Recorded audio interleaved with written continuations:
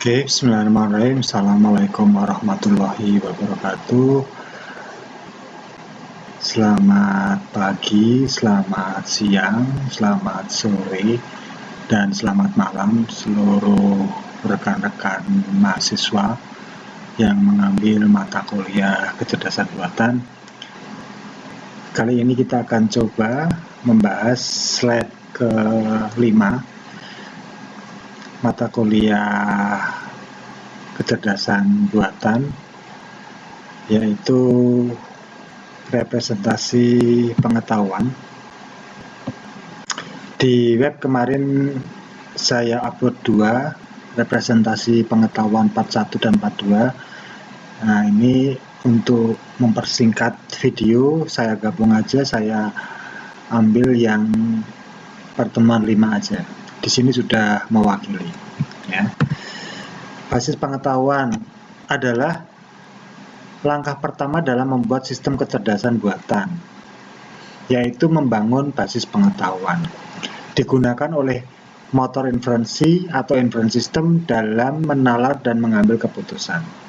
Seperti sudah kita bahas, komponen dari sistem cerdas di sini ada input yang berupa masalah, pertanyaan, dan lain-lain, lalu diproses di database berbasis pengetahuan, lalu diproses di inference engine atau motor inferensi sehingga menghasilkan output jawaban atau solusi dari masalah yang sedang diangkat.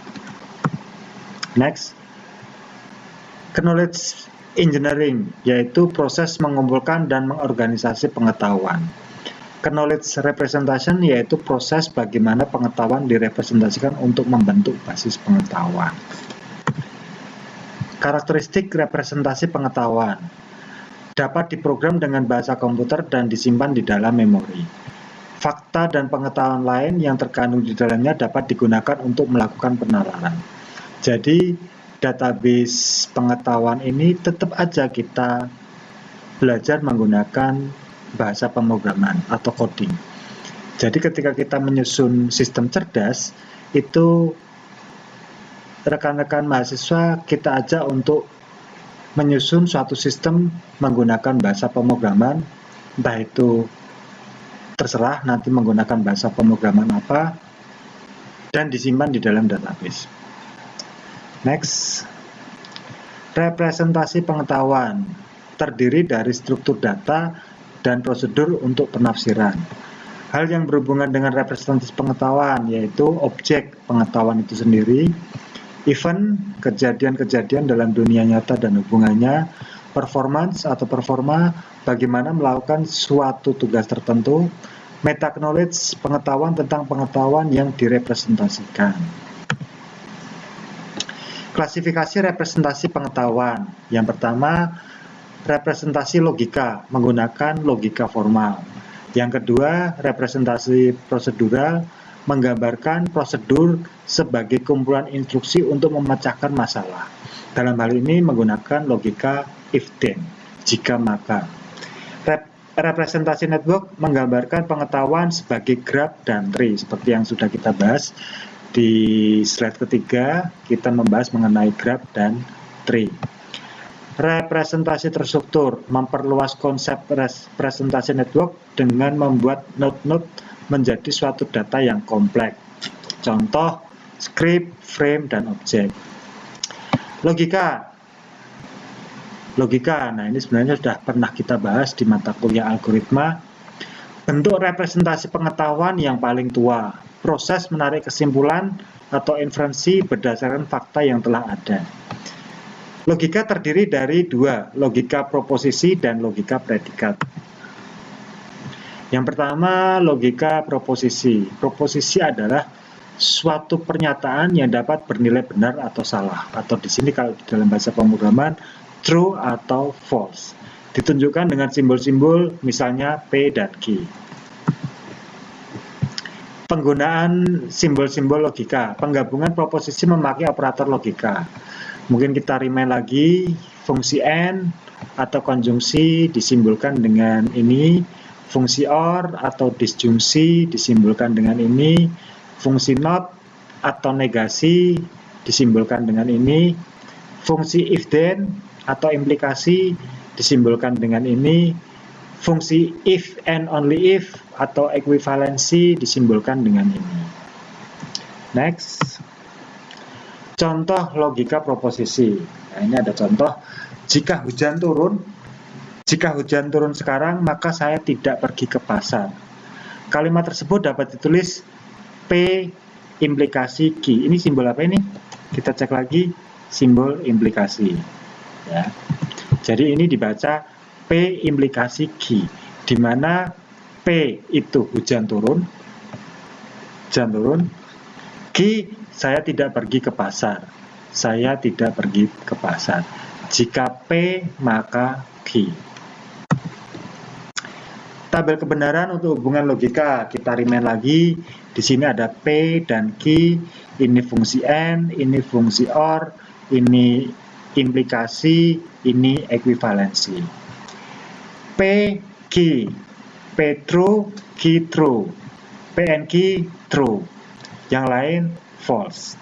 Jadi fungsi N hanya bernilai true jika dua-duanya benar. Fungsi OR, P or Q.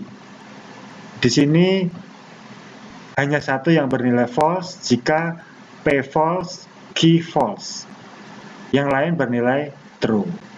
Jika P benar, Q benar, dia benar. Jika P benar, Q salah, dia benar. Jika P salah, Q benar, maka dia benar.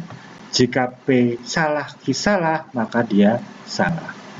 Yang ketiga, fungsi implikasi. Di sini hanya satu bernilai false jika P benar, Q salah. Yang lainnya true. Ekuivalensi, jika dua-duanya true, dia true. Jika dua-duanya false, dia false. Jika di sini beda, true, false, false, true, di sini bernilai false. Next, negasi atau not.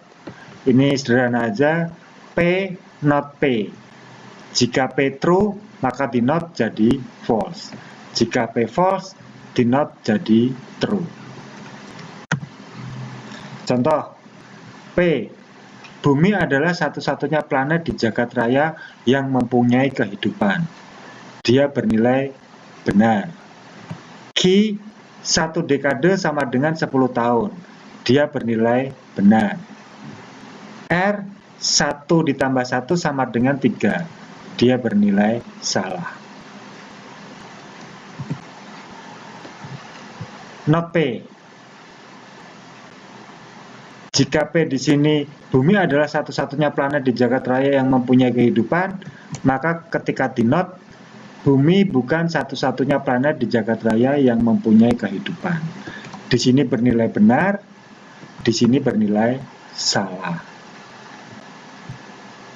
Q and R. Kita lihat, Q 1 dekade sama dengan 10 tahun. Benar. 1 ditambah 1 sama dengan 3, salah. Kita lihat fungsinya di sini, dia menggunakan fungsi N. 1 dekade sama dengan 10 tahun, dan 1 ditambah 1 sama dengan 3. Dia bernilai salah. Karena ketika fungsi N, true dan false, dia bernilai false. Q or R. 1 dekade sama dengan 10 tahun atau 1 plus 1 sama dengan 3. Ketika ini bernilai true, ini bernilai false, maka dia bernilai true atau benar. Karena Q or R, 1 true, 1 false, dia bernilai true. Q, jika Q maka R. Jika 1 dekade sama dengan 10 tahun, maka di sini ada jika, di sini ada maka. 1 ditambah 1 sama dengan 3. Jika 1 ini bernilai true, 1 ini bernilai false, maka dia bernilai false. Kita cek lagi tadi, jika ini bernilai true, jika ini bernilai false, maka P Jika P maka Q, dia bernilai false. False di sini. Jika dan hanya jika Q dan hanya jika R. 1 dekade sama dengan 10 tahun. Jika dan hanya jika 1 tambah 1 sama dengan 3. Ketika ini bernilai true, ini bernilai false, maka dia bernilai false. Kita cek. Ini bernilai true, ini bernilai false. Jika dan hanya jika, dia bernilai false. Nah, ini adalah contoh implementasi sederhana dari knowledge base atau basis pengetahuan. Ya. Oke, sekian dulu perkuliahan hari ini. Jika ada pertanyaan, silahkan komen di bawah. Untuk absensi pertemuan keempat, silahkan komen di bawah. Stay safe, jaga kesehatan. Di rumah aja, silahkan belajar di rumah, nggak usah keluar-keluar. Jika terpaksa keluar, pakai masker. Jangan lupa cuci tangan, jangan lupa tetap jaga jarak. Semoga kita semua terhindar dari virus corona. Sekian dulu kuliah dari saya. Terima kasih. Wabillahi taufik wal hidayah. Wassalamualaikum warahmatullahi wabarakatuh.